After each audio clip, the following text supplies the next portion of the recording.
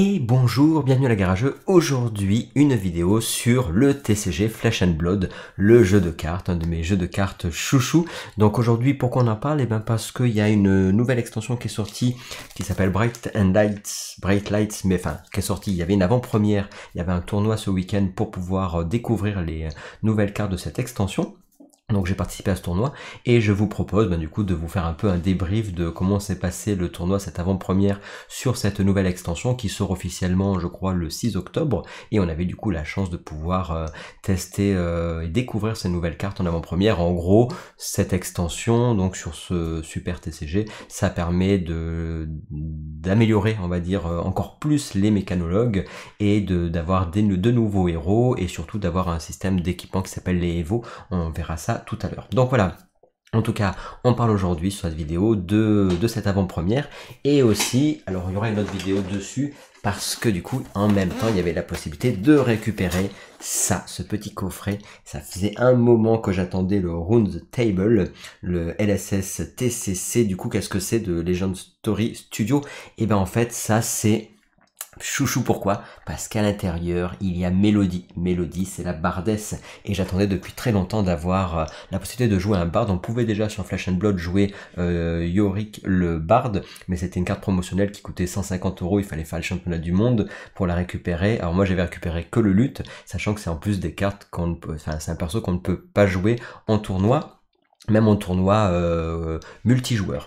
Alors pourquoi il y a ça? En fait ça parce que tout simplement ils ont décidé de sortir des decks préconstruits pour jouer en multijoueur, c'est-à-dire pas que à 2, on peut jouer en UPF jusqu'à 3 joueurs, 4 joueurs et plus, et donc ils se sont dit tiens, tous ceux qui veulent découvrir le jeu, c'est une porte d'entrée au jeu pour que tout le monde puisse essayer, et c'est un côté beaucoup plus jeu de société. Je sais que sur la chaîne, du coup nous on fait du jeu de société, donc ça peut vous intéresser parce que avec cette box là, vous pouvez mettre 1000 cartes dedans. Vous avez un playmat et vous avez en plus du coup 4 decks déjà tout conçus, dont le Bard pour jouer vraiment en multijoueur. Et il y a maintenant des tournois multijoueurs et donc du coup c'est vraiment l'idée, c'est ce concept là où on aide les adversaires mais en échange on gagne des bonus et tout. Enfin très sympa parce que jusqu'à présent il n'y avait pas et du coup on sent que petit à petit ça se développe, le côté multijoueur, compétitif, un peu plus jeu de société, et j'espère qu'il y aura bientôt la version PvE qui sortira plus tard. Le Bard, il faut savoir que ces decks-là, vous pouvez aussi les jouer en blitz, en compétitif réel, pas juste en multijoueur, mais évidemment ils sont pas conçus pour, donc moi mon challenge ça va être d'essayer de rendre jouable Mélodie, la Bardesse, en 1 vs 1 pour faire des tournois blitz, malgré qu'elle soit faite au départ pour jouer en UPF, donc c'est-à-dire en Ultimate Pit Fight. Et ça on en parlera du coup sur une prochaine vidéo, mais en tout cas je vais quand même vous montrer le playmat, parce que le playmat il est joli. Hop, alors la bardesse aussi, mais ça je vous la montrerai plus tard. Voilà le playmat qu'il y a avec cette... voilà, hop, le playmat. Toc, toc, toc.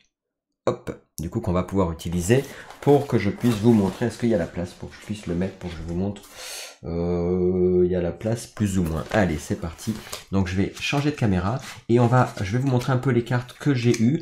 Je vais vous expliquer aussi comment fonctionnait du coup la fameuse le AP, c'est-à-dire l'avant-première, et je vais vous montrer comment j'ai construit mon deck et qu'est-ce qui s'est passé. Je ferai un petit résumé de cette AP qui s'est déroulé hier, tout simplement. Allez, c'est parti, je mets le joli playmat à côté et on change de caméra. Hop, nouvelle caméra, voilà, ici. Donc il n'y a qu'un bout du playmat, mais c'est pas grave. Hop, pour que vous puissiez le voir de plus près, regardez. Voilà, si ça c'est pas joli. Donc du coup, comment ça fonctionne? Qu'est-ce qui se passe? Les AP, donc c'est une avant-première pour découvrir la nouvelle extension et les nouvelles cartes. Ces nouvelles cartes, elles sont vraiment axées, cette extension elle est axée sur les mécanologues, et du coup on avait la possibilité donc de jouer le nouveau héros, celui-là du coup que j'ai gagné sur le tournoi, qui est donc Teklovosen, voilà, et c'est un héros un peu particulier. Il ne voudrait pas faire la mise au point, mais ça serait sympa qu'il fasse la mise au point, Nini. Voilà, donc ce héros il est un peu particulier puisqu'il va pouvoir en fait se transmuter. Alors j'ai pas récupéré la méga armure où il se transmute en super héros, et c'est un peu le concept des super héros, voilà. Et donc là en fait l'idée de Bright Light, cette nouvelle extension, c'est qu'en gros vous avez des grosses armures et vous allez pouvoir mettre des armures sur vos mécanologues. C'est ce qu'on appelle les Evo. C'est des armures que moi j'avais récupéré ça comme armure, et en gros c'est des armures que vous allez rajouter sur votre équipement de départ. Vous avez un équipement de départ des armures, et du coup ça, en fait, ça se joue, en fait on va surstuffer notre héros, et on va lui mettre des armures. Une armure, on peut mettre même plusieurs fois plusieurs armures sur le même slot, et le concept ça va être de jouer justement avec ces armures, et il va en fait devenir de plus en plus fort, et si vous avez les cartes légendaires, ben même il y aura la possibilité de le transformer en super méga héros. Donc, comment ça marchait? Ben, l'AP de cette AP là, en fait, les règles sont un tout petit peu modifiées, puisqu'on pouvait faire un deck de 30 cartes. Il faut savoir qu'on a joué en mode ce qu'on appelle scellé, en sealed. Ça veut dire qu'en gros, on récupère au début du tournoi 4 paquets. Donc on récupère 4 paquets comme ceci. Chacun ouvre ses 4 paquets qu'il a eu avec 16 cartes dedans, et dans ces paquets là on se débrouille pour construire nous-mêmes notre propre paquet de cartes. Donc du coup il faut faire au minimum 30 cartes pour pouvoir participer au tournoi avec les 4 paquets qu'on nous donne au début du tournoi. Évidemment il y a la participation pour pouvoir le faire. Donc 4 paquets, et après à la fin du tournoi on vous donne 2 autres paquets, donc au total ça fait 6 paquets pour la participation du tournoi. Je crois que c'est 25 ou 30 € la participation. Voilà, et donc du coup ben, j'ai ouvert mes 4 paquets, chaque joueur, on était 9, a ouvert ses 4 paquets, et évidemment en général quand vous ouvrez vos paquets vous avez... il est où vous avez tous les héros, les 3 héros qui étaient possibles. Alors il y en a un qui n'est plus à représenter, puisque du coup évidemment tout le monde le connaît. Si jamais j'arrive à la retrouver, elle s'est cachée. Là, je sais pas où c'est qu'elle est passée.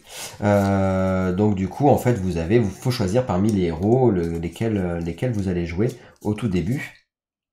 Donc là, hop, je sais pas où je les ai mis. Hop, voilà, donc du coup, par exemple, ben, évidemment, la fameuse Dash que tout le monde connaît. Donc, il y avait la possibilité de jouer Dash, Teklo, Vossen, et puis vous aviez la possibilité de jouer, je sais pas s'il est de l'autre côté, ça c'est le fusil.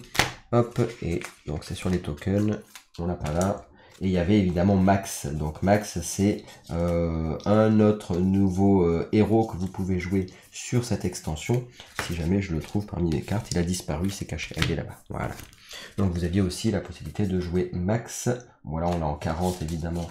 En Blitz, c'est sur du 20 points de vie. Voilà notre Max. Donc il y avait ça, la possibilité de jouer ou ça, ou ça, ou ça, pardon, il est où l'autre? Du coup, elle est là, ou Dash. Donc il y avait les 3 héros possibles, donc du coup tout le monde jouait un de ces 3 héros. Globalement, sur 9 joueurs, il y en a, je crois qu'il y en a 6 ou 7 qui ont joué Dash, puisque Dash est très très forte et tout le monde la connaît, donc c'était plus simple à jouer Dash, et c'est plus facile quand vous avez un deck qui n'est pas optimisé, bah du coup de jouer avec Dash.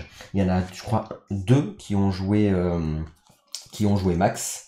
Max en fait il a une capacité, un truc un peu particulier, puisque du coup quand vous jouez Max, une fois par tour vous pouvez dépenser 2 de pitch pour créer un jeton hyper pilote. C'est un super pilote ce Max, et du coup ce jeton hyper pilote en fait, en gros là vous les avez, ça vous fait quoi? Et ben ça vous permet de gagner une ressource en fait quand vous pouvez jouer avec ces hyper pilotes. Il y a tout un tas de combos avec lui.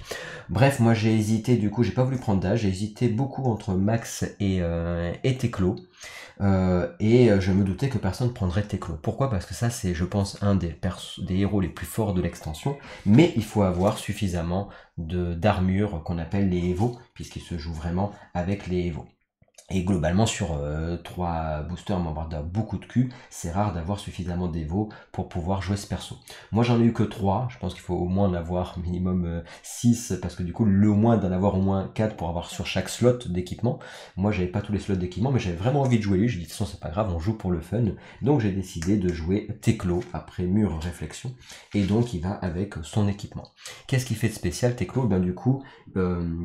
déjà, on peut jouer les Evo justement dans notre zone de bannissement, heureusement, de notre zone de bannissement, parce qu'en fait, les mécanologues, souvent, ils vont booster des cartes, et pour booster les cartes, ils vont devoir bannir la première carte de leur deck. Et si c'est évidemment un Evo que vous bannissez, si vous pouvez plus le rejouer après, c'est quand même ballot. Donc sa capacité, c'est de pouvoir, de la zone de bannissement, pouvoir jouer quand même votre carte. Sinon, bah, c'est dommage, tout simplement. Et sa capacité, c'est pour 3 de pitch, vous pouvez jouer en instantané, parce qu'il faut savoir que les Evo, quand vous les jouez, bah, vous n'avez pas de go again, vous pouvez pas rejouer d'autres cartes. Si vous jouez en instantané, bah, du coup, en plus de jouer votre Evo, vous pouvez jouer d'autres choses. Donc c'est vraiment sa capa, c'est que du coup comme ça vous pouvez presque sur le même tour même jouer plusieurs Evo, mais encore faut-il en avoir plein. Et son arme qui est vraiment naze au départ, puisque du coup, si vous n'avez pas de Evo équipé, bah, vous ne pouvez pas la jouer. Et sinon, il faut avoir au moins une Evo équipée pour pouvoir la jouer, mais ça coûte 3 de pitch, c'est très cher pour faire que 2 de dégâts, et elle n'a pas de go again ni rien. Si vous avez 2 Evo, elle coûte 2 de moins, donc elle coûte plus que 1. Donc là, elle devient intéressante avec 2 Evo, puisqu'elle coûte que 1 pour 2 de dégâts. Et si vous avez au moins 3 Evo, là, elle fait Go Again. Là, ça devient très intéressant. Pour 1, elle tape à 2, Go Again. Et si vous en avez 4, là, carrément, elle tape à 3. Là, elle est très forte. Alors moi, je savais directement que j'avais que 3 Evo. Mais j'ai dit, tant pis, ça se tente, on va essayer comme ça. J'ai que 3 slots. Donc j'ai dit, allez, c'est parti. On joue quand même avec ça. On est là pour tester ce nouveau héros. Et j'ai décidé, du coup, j'avais quoi comme équipement? J'avais... Dans les équipements de départ, j'avais une tête un peu améliorée quand même, heureusement. Donc j'avais ça, j'avais pas de plastron en équipement de départ à améliorer, donc j'avais que le plastron vraiment de base. Donc c'est pas ouf, mais j'avais ça, voilà.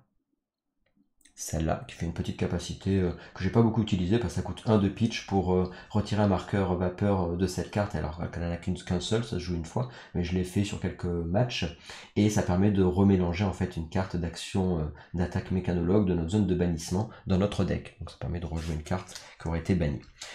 Ça, bah du coup, il n'y a rien, c'est juste un token comme ça, parce que du coup j'avais pas de plastron. Celui-là, les bras, qui était plutôt sympa, mais ça joue qu'une fois, ça permet de faire un +1 de dégâts.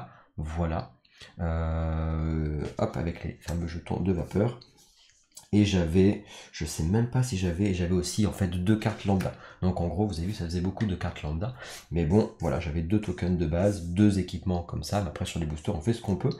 Et après, bah, du coup, je me dis, c'est parti, comment je vais créer un deck, comment je vais créer mon jeu avec Teklo en héros et son arme que je vous ai cité tout à l'heure ici, sachant que j'avais que 3 Evo et que l'idée c'est d'arriver au plus vite à piocher les Evo ou les avoir dans la zone de bannissement pour pouvoir les jouer, et en fait les Evo vous les mettez sur vos équipements de base.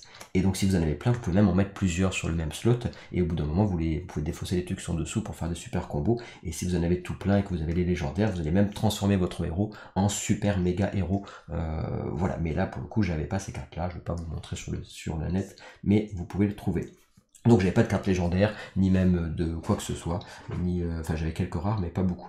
Donc voilà, l'idée c'est faut trouver des Evo et bim vous les mettez sur vos équipements, et après ils ont les capacités qui sont intéressantes puisque ça permet de faire par exemple de récupérer une carte, ou ça permet de détruire une carte pour payer votre arme de moins. Donc ça là par exemple si je détruis une carte qui est dessous, bah, du coup je vais payer mon arme 1 de moins, donc je peux l'avoir gratuite si jamais j'ai déjà 3 Evo d'équiper.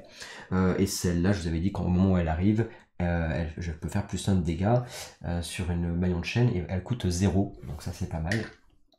Voilà, elle coûte 0, elle coûte 0 aussi, donc ça c'est cool. Par contre elle c'était galère parce que c'est la plaie, elle coûte 3.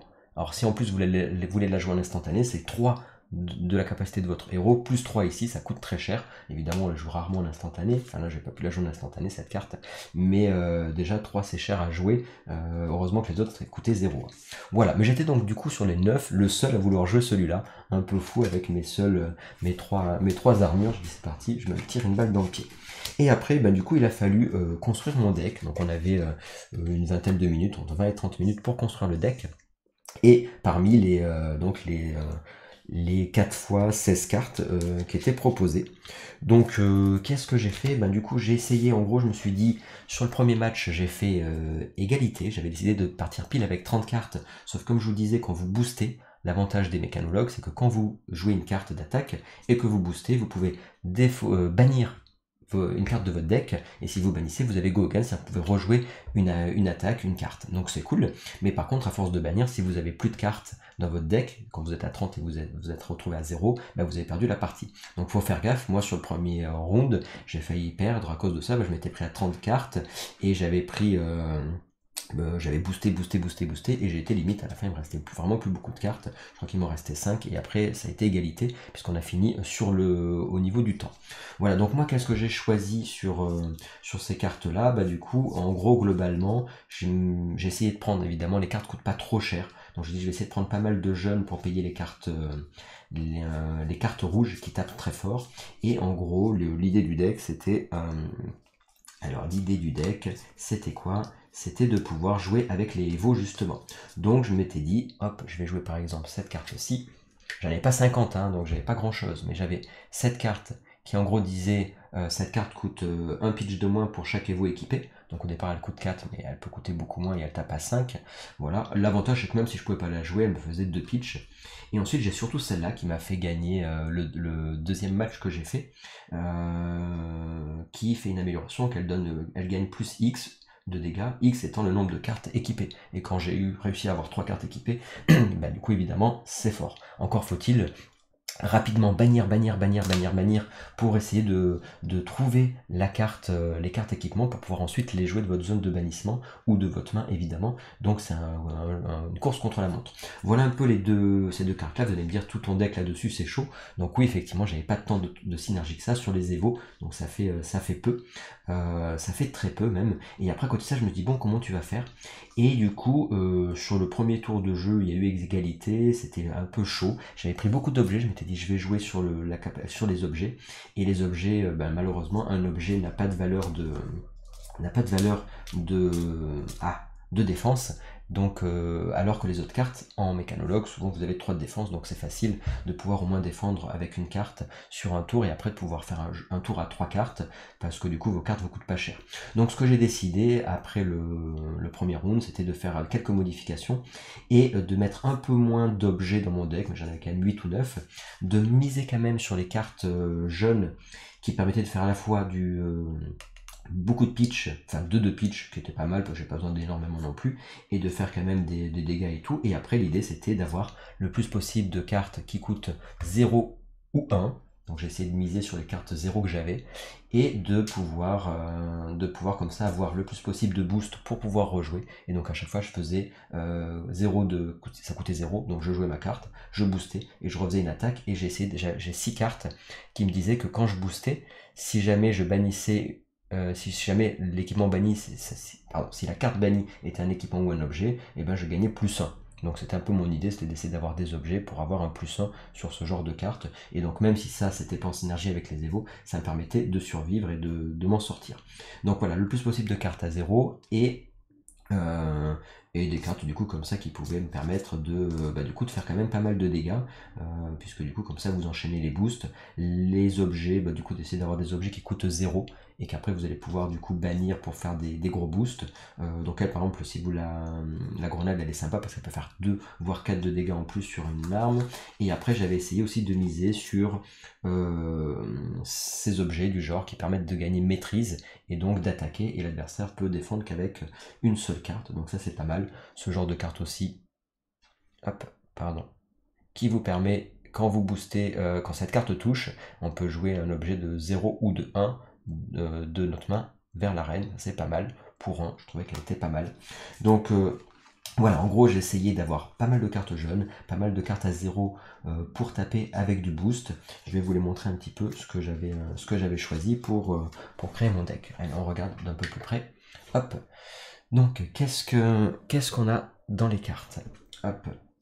Donc ici, celui-là, qu'est-ce qu'il nous dit? C'est un peu les capacités qui dit que si on élimine en fait, pour coup supplémentaire, on peut jouer, en jouant cette carte, en coup supplémentaire, on peut bannir un objet ou un équipement de notre cimetière.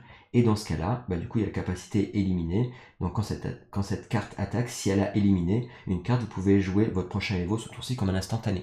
Donc en gros, ça me permettait de jouer un Evo gratos, sans coup d'action. Voilà, donc ça c'était pas mal. J'avais choisi ces cartes-là, je les trouvais très fortes, puisqu'elles font 2 de pitch, elles coûtent 0 à jouer. Donc comme ça, vous choisissez ou vous l'utilisez en pitch ou vous l'utilisez en tac carte à jouer. Et surtout, elles permettent que quand on défend avec, on peut détruire un objet qu'on contrôle pour gagner plus de en défense. Donc à l'arrivée, ça faisait 4 de défense. C'est des grosses cartes de défense. Donc en général, ce que je faisais, c'est que j'essayais de défendre avec une seule carte. Et après, je faisais un tour d'attaque avec 3 cartes, sachant que ça faisait quand même pas mal de dégâts. Et du coup ces cartes sont pas mal parce qu'au pire, je la joue en fin de chaîne, puisqu'après elle n'a pas de go again, et ça me fait quand même un 3 de dégâts pour 0. Voilà, même s'il n'y a pas de go again, ou alors je la joue en pitch, ou je peux la jouer en défense. Donc je trouvais ces cartes plutôt fortes. Ensuite, on avait quoi? On a Les boucliers, ben, du coup, parce que c'est un objet. Alors attention, quand on a trop d'objets, comme je disais, on peut pas défendre, donc j'essaie de pas avoir trop d'objets non plus à partir du deuxième round. Le deuxième round, je l'ai gagné de base parce que j'ai eu on était 9, on était un nombre impair. Et donc, voilà, et donc ça c'était pas mal. Encore une fois, cette carte là que je vous ai montré tout à l'heure. Les champs de force, ben, c'est un objet, il me permet de pitcher à 2, c'était pas mal. Il coûte que 1, j'essaie d'avoir que des cartes qui coûtaient au maximum 1, sauf cas particulier. Et ça permet d'avoir une parade. Donc en fait quand il arrive, vous pouvez avoir jusqu'à 3 de parade. Et si vous voulez qu'il reste en jeu, bah du coup, enfin si vous voulez que, pardon, si vous voulez avoir un go again, vous êtes obligé d'enlever un marqueur. Au départ il arrive avec 3 marqueurs vapeur. Lui, très très bien, puisque du coup on peut opter, on peut regarder ce qu'on a dans notre deck, et elle coûte 0, et elle fait un pitch de 2, donc je trouve intéressant, ça on l'a vu tout à l'heure. Celle-là, pour un seul, on booste, elle tape à 3, et pareil, une bonne valeur de pitch. Ça j'aime bien, parce que si on élimine une carte, donc si on élimine de notre, je disais tout à l'heure, on peut bannir un objet ou un équipement qui était de notre cimetière, et dans ce cas là on gagne un pitch, donc je trouve que c'est fort parce que pour 0 elle nous fait gagner un pitch, ce qui est plutôt pas mal. Voilà. Ensuite ici vous avez donc du coup c'est ce genre de cartes là qui m'ont permis de m'en sortir, où on peut donc booster pour jouer, elles coûtent 0, elles font quand même 2, et en plus après elles font même 3 si jamais vous bannissez une carte objet ou équipement. Donc ça c'était le genre de carte qui était cool. Ça aussi pour 0 je tape à 3, donc c'est top. Par contre elle n'a pas de go again, et pareil c'était plutôt pour la défense. Elle, bah, du coup go again, la même chose que tout à l'heure. Celle-là je vous ai montré tout à l'heure, c'est les fameuses cartes qui jouent avec les évos. Encore un objet qui coûte 0, qui pitch à 3, donc je trouvais que c'était pas mal. Et on peut la détruire pour récupérer une attaque mécanologue bleue depuis notre cimetière. Donc ça permet de récupérer une carte en main, donc pas mal, ça permet d'avoir un peu des options de jeu. Celle-là, bah, du coup, ils peuvent pas défendre avec des équipements. Elle pitch, elle coûte 1, ok. Et surtout, celles-là, elles sont sympas, parce qu'encore, pitch à 3, elle coûte 0, elle tape à 1, elle boost, elles permettent d'épurer notre deck pour essayer de trouver les cartes Evo. Donc l'idée c'était d'épurer le plus vite possible mon deck pour trouver mes cartes Evo. La grenade qui permet de rajouter des dégâts, et c'est un objet donc c'est cool. Encore du pitch à 2. Celle-là, celle-là du coup qui permet de rajouter, donc elle fait 4 de dégâts. Hop, je regarde un peu. Oui, c'est ça. Elle fait 4 de dégâts, et elle permet en plus de ça de pouvoir en fait remettre un marqueur vapeur sur un objet que j'aurai en jeu, parce que les objets que vous allez mettre en jeu, ils ont des marqueurs vapeur, et à chaque tour ils perdent un marqueur vapeur, s'ils en ont plus ils sont éliminés, donc ça permet d'avoir un objet qui reste un peu plus longtemps en jeu. Ça là c'est les mêmes cartes que tout à l'heure. Ça permet, quand elle touche, ben, du coup on la récupère dans notre deck, pas mal quand on n'a pas beaucoup de cartes. Après en but c'est pas si ouf que ça. Celle-là elle m'a fait gagner le 3e match. Voilà, puisque du coup j'ai pu booster ce tour-ci, enfin on pouvait booster et gagner un plus 4 d'attaque, donc autant vous dire que j'ai fait des gros dégâts avec celle-là, donc ça c'était cool. 3e match gagné avec celle-là, grâce à elle, puisque du coup c'est un gros buff, elle coûte que 1, donc franchement celle-là si j'avais pu en avoir plus j'aurais été content, je vous avoue. Voilà, celle-là de nouveau des boosts à 0, c'est cool. La grenade qui donne 4. Les boosts, celle-là pourquoi je l'ai gardée? Parce que elle tapait fort et elle ne peut pas être défendue par des équipements. Voilà, je sais plus si celle-là je l'ai gardée, je suis pas sûr. Celle-là parce qu'elles sont cool, elle tape à 3 et elle boost. Voilà, expédier, ça permet de jouer un objet pour 0 pour 1 gratuitement. Dévaster, voilà, celle-là je sais pas si je l'ai joué, dévaster. Infuser l'alliage, j'en avais vu. Et elle, qui m'a aussi permis d'arriver, de très bien m'en sortir en finale avec cette carte là, puisque du coup quand on élimine avec cette carte elle tape à 6 et l'adversaire peut défendre qu'avec une carte. Par contre c'est ma seule carte qui coûtait cher, elle coûtait 3, voilà, mais les autres cartes coûtaient pas cher. Celle-là, donc je vous avais dit tout à l'heure, cet objet qui permet de faire la même chose avec n'importe quelle carte d'attaque de mécanologue, ça permet d'avoir la maîtrise. Et celle-là qui est sympa aussi, quand vous attaquez, elle tape pas 4, elle booste et elle a 1. Voilà en gros mon deck, donc j'avais un deck de 36 cartes à partir du 2e round, voilà, avec les cartes que je vous ai montrées tout à l'heure. Voilà. Quelles sont les cartes que je n'ai pas jouées? Ben, du coup, j'ai dû évidemment virer des cartes.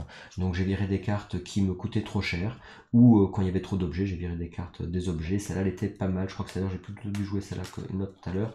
Bref, du coup, j'ai viré voilà, les cartes qui me coûtaient des sous, genre les rouges qui coûtaient cher. Je les ai pas prises parce que du coup, je voulais vraiment jouer sur le fait de jouer le plus de cartes gratos possible pour essayer de faire après sortir mes évos. Donc celle-là aussi, trop cher, 3, même si elle pitch à 2, elle fait un dégât, mais après, voilà, c'est trop cher pour moi, trop cher. Donc j'ai évité en fait, en gros, toutes les cartes qui coûtaient cher. J'ai viré les blocages et plusieurs cartes quand même objets. Voilà, celle-là pareil pour 3. Après j'ai viré toutes celles qui jouaient sur l'option des toutes les vapeurs. Donc c'est-à-dire que toutes les cartes qui jouent vraiment sur le côté vapeur pour les hyperpilotes, comme j'ai pas joué max, je me suis dit celle-là je les vire. Voilà en gros un peu l'idée de pourquoi j'ai pas joué ça et ça. Je vous les remontre si jamais vous aviez des idées et qu'à votre avis j'aurais dû jouer autrement pour créer mon deck. Voilà un peu les cartes que j'avais. Donc je pense qu'il aurait mieux fallu jouer max avec le genre de cartes que j'avais. Donc ça c'est les cartes que j'ai pas jouées. Parce qu'il faut bien en virer. Et l'idée c'est que je voulais pas avoir trop de cartes. Donc j'avais 36, et au début 30 c'est un peu juste, parce que je voulais pouvoir sortir rapidement mes évos. Voilà les cartes que je n'ai pas utilisées. Voilà, voilà. Du coup, donc du coup premier match ex aequo, deuxième match gagné parce qu'il y avait c'était en nombre impair, troisième match gagné également, et je me retrouve du coup sur mon dernier round à affronter un joueur, sachant que si je gagnais, je finissais premier du tournoi, et en fait les sorties sont plutôt bien passées. C'était un match serré contre Dash, j'ai joué, on est arrivé jusqu'à l'épuisement du temps. À l'épuisement du temps, le timer a sonné sur le tour de l'adversaire. Il me restait 3 HP, lui il restait 5 HP. Et là en fait j'ai pas essayé de jouer la gagne, je voulais jouer bien mon deck, honte à moi en fait, parce que du coup j'aurais gagné un beau tapis sinon. Et du coup là je pouvais très bien, du coup qu'est-ce qui s'est passé en fait, il me fait une dernière attaque sur le tour où ça se termine. Ça veut dire que là dans ce cas là quand le tour se termine, quand le timer finit, je pouvais jouer moi et après c'était fini. Et donc là en fait ce qui s'est passé c'est qu'il m'a fait une attaque. Il lui restait qu'une carte en main, il avait plus de pitch, il me semble, ou un seul de pitch, mais il pouvait pas faire grand chose avec plus qu'une carte. Sur son attaque, il m'attaque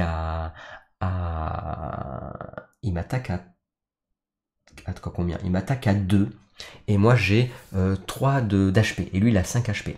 Et là j'ai largement de quoi défendre, parce que j'ai 4 cartes en main, j'ai tout ce qu'il faut, mais je veux faire le gourmand, je me dis je vais défendre, il m'attaque à 3, je défends à 2, et du coup il me restera plus que 1 HP, et je me dis comme ça, on continue quand même à jouer, et sur le tour d'après, je garde 3 cartes pour le gagner sur mon tour à moi, parce que je savais que j'avais de quoi faire une carte maîtrise, taper à 6, l'obliger à défendre qu'avec une carte, avoir un go again, et donc j'ai pas voulu jouer. En gros j'avais ma dernière Evo qui n'était pas tombée, j'avais fait tomber que 2 armures en Evo, et la troisième, je pouvais ou la jouer pour défendre complètement le max de dégâts qu'il me faisait, ou alors je la gardais pour le tour d'après. Et là du coup, j'aurais dû, évidemment sur mes 4 cartes, ne pas défendre pour qu'il me reste plus que 1 HP, puisque là j'ai voulu défendre pour qu'il me reste 1 HP et jouer sur le tour d'après. Et j'aurais dû en fait jouer 2 cartes et défendre complètement l'attaque pour me prendre 0, pour qu'il me reste 2 HP et non pas 1, puisque en fait j'ai voulu garder j'ai été trop gourmand, j'ai voulu garder ma carte Evo, même si c'était la fin du timer, et il y aurait pu avoir égalité, ou j'aurais pu gagner sur mon tour à moi. Et là qu'est-ce qui se passe? Et du coup honte à moi, j'en fais encore des cauchemars. Là sa dernière carte qu'il avait, il a pu la jouer, c'était une réaction d'attaque où il rajoutait un +1 de dégâts. Donc voilà, c'était la seule carte qu'il pouvait avoir qui pouvait tout faire balancer. Et donc du coup j'ai été trop gourmand, j'aurais dû défendre avec 2 cartes au lieu d'une seule, et puis du coup il y aurait eu égalité, donc j'aurais fini première égalité ou deuxième, et en faisant ça du coup à l'arrivée il me gagne, hein, évidemment, donc trop gourmand, voilà. Trop gourmand, parce que je me disais allez c'est bon, on va refaire sur le prochain tour, c'est moi qui vais gagner le match, mais bon c'était joueur, on va dire, c'est comme ça, même si j'en ai fait des cauchemars. Et donc du coup il termine premier, et moi à l'arrivée du coup le fait que je perde sur ce match, l'autre qui était plus ou moins à égalité avec lui, qui avait 2 victoires, se retrouve à faire deuxième, troisième, enfin bref, du coup de premier je me retrouve à faire quatrième, puisque du coup à l'arrivée il y avait, j'ai pas gagné le match, j'ai pas fait égalité, et donc voilà, c'était en tout cas un beau tournoi, c'était sympa, c'était la première fois que je jouais mécanologue, donc au début je peux vous dire que j'ai un peu stressé parce que je connaissais pas du tout les cartes mécanologue et ni les héros, et puis c'était sympa de se dire tiens on va prendre quand même le nouveau le Teklo, le nouveau héros, et puis le tester un peu, et donc je repars quand même avec ma petite carte quand même Teklo en carte promotionnelle qui est plutôt sympa. Voilà pour le petit résumé de cette avant-première Bright Light. Et puis ben, du coup la prochaine fois on parlera sur la prochaine vidéo évidemment. Donc là c'est tous les decks que vous avez sur les... Donc il y a un nouveau Aira donc qui peut se jouer en multijoueur, donc à 3-4 joueurs donc en UPF, pardon, voilà, lui. Ensuite, il y a la fameuse, la magnifique, hop, évidemment, la voilà, hop, Mélodie, hop, et alors, je vais vous montrer quand même sur l'autre, donc voilà les decks. Donc on fera une vidéo où je vous expliquerai un peu les decks multijoueurs. Vous pouvez jouer avec vos amis, du coup, sans faire de tournoi ni quoi que ce soit. Il y a quand même un tournoi qui va sortir qui s'appelle les Social Kits, qui permettront d'avoir le playmat Mélodie. Ça, il faut vraiment que je le fasse, parce que j'espère pouvoir gagner le playmat Mélodie, vous vous en doutez.